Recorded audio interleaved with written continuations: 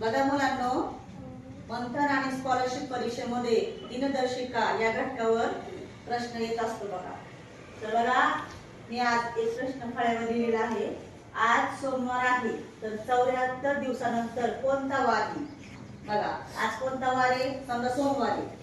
74 दिवसानंतर कोणता वार येईल? यासाठी एक ट्रिक छान आहे बघा, तुम्हाला आवडेल बघा. तर काय करायचं? दिवस किती आहे?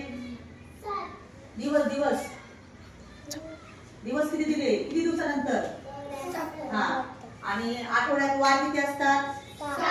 7. मग काय करायचं? या 74ला 7 नी भागायचं. आता हा दशक 7 आहे ना, या 7 ला भाग द्या. 7 एक 7. याची झाली वजाबाकी 0. आता कोण उरलं? 4 खाली घ्यायची बरं का. आता 4 ला भाग द्यायचा. आता 7च्या पाड्यात 4 असणार आहे का? नाही. 7 हे 4 पेक्षा कसे लहान आहे, म्हणून कशाचा भाग द्यायचा? शून्याचा. व्हेरी गुड, शून्याचा भाग द्यायचा.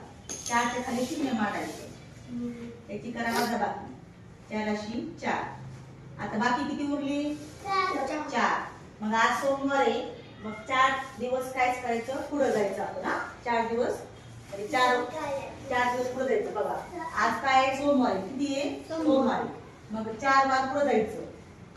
1 2 3 4. मग कोणता वार असणार आहे? शुक्रवार. म्हणजे 74 दिवसानंतर शुक्रवार असणार आहे. अशी एक ट्रिक असते. समजलं? ओके.